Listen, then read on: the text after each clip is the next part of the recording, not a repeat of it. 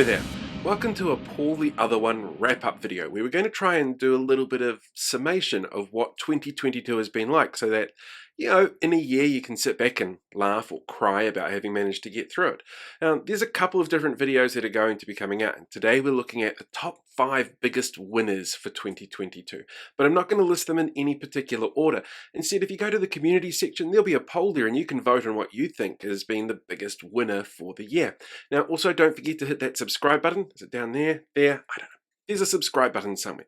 Hit that one so you can get updates on the other videos as they come through. And let's start our countdown and see whether or not what you picked as one of the best moments of the year or biggest winners of the year is on the list.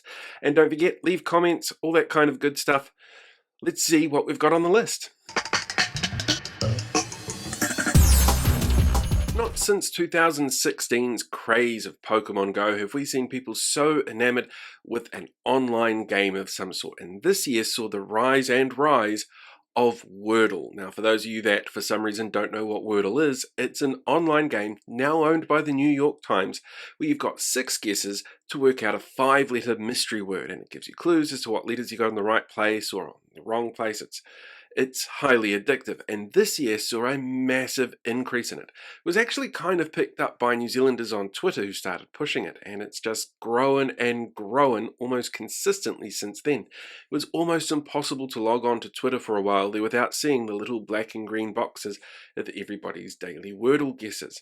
And it's still going really strong.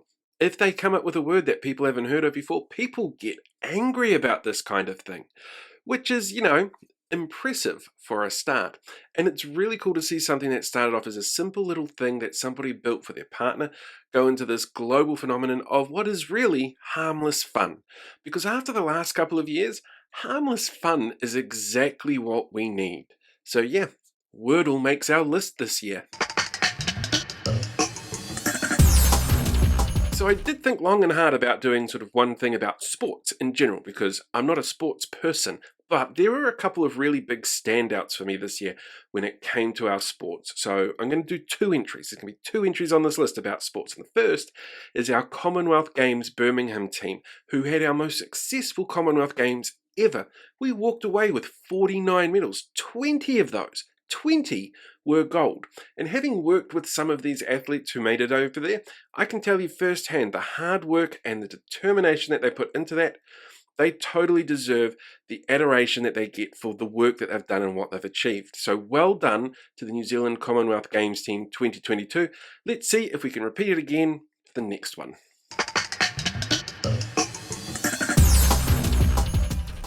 So of course the other big sporting winner for me this year has to be the rugby. The women's rugby, the Black Ferns, they smashed it this year. Because not only did they host the World Cup, which was technically last year's World Cup but postponed due to COVID, they hosted an event that was seen all over the world and was so popular that they managed to sell out an Eden Park final, which was something that even a few years ago people didn't believe was going to be possible with women's rugby. So I think they've done amazingly well, but I think the really cool part of this is how they've inspired the next generation of people to come through. Hearing stories from people who have got kids out there playing or from kids themselves who are really excited because they can grow up now to be like the Black Ferns, the world champs who really captured the nation. My favourite story though was the little girl who wrote to Sanitarium and said, "Why don't you have the Black Ferns on cards instead of the All Blacks? The Black Ferns are the World Cup holders after all." And Sanitarium turned around and said, "You know what? You're right. You're absolutely right. Those women did amazing things for their sport and for their country, especially in a time when everybody's like, ah." So well done them. Very, very proud. Now look, not every winner can be somebody that you want to cheer, but I'm afraid that's the case with this one, and that's COVID-19. You see, 12 months ago, Auckland had just gotten out of a 107-day lockdown and went into a really interesting traffic light system that was based on a whole bunch of different factors like indoor versus outdoor settings, whether you were vaccinated or not vaccinated.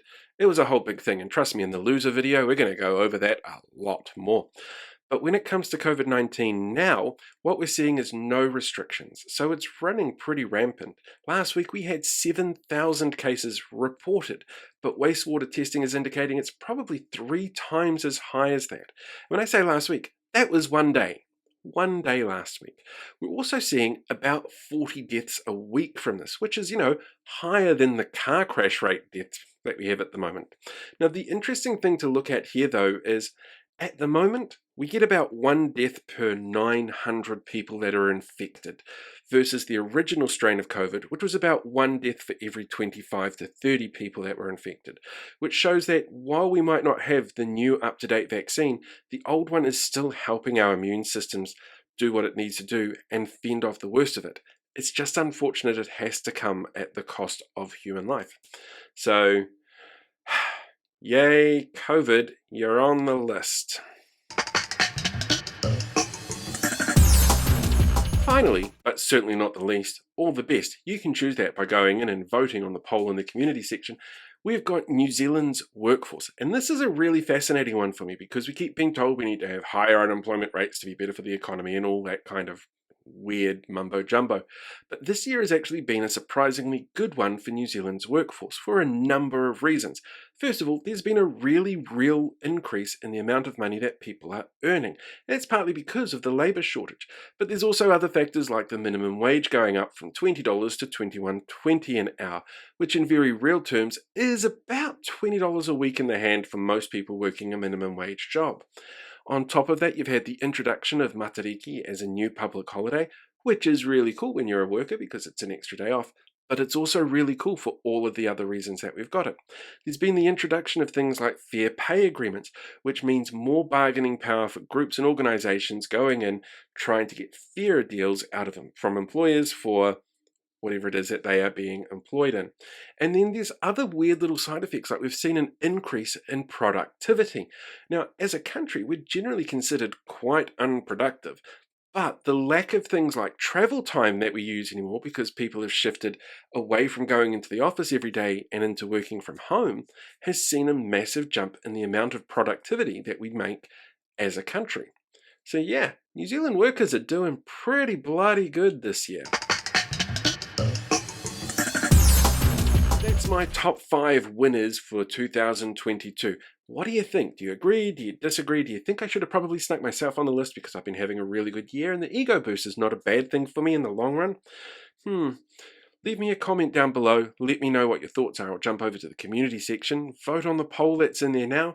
Having your say on what you think is going to be the number 1 pick for these 5, I guess. And don't forget, also hit that subscribe button so you can see the rest of these lists when they come out during the month of December. Until next time, ka kite anō. Have a fantastic day.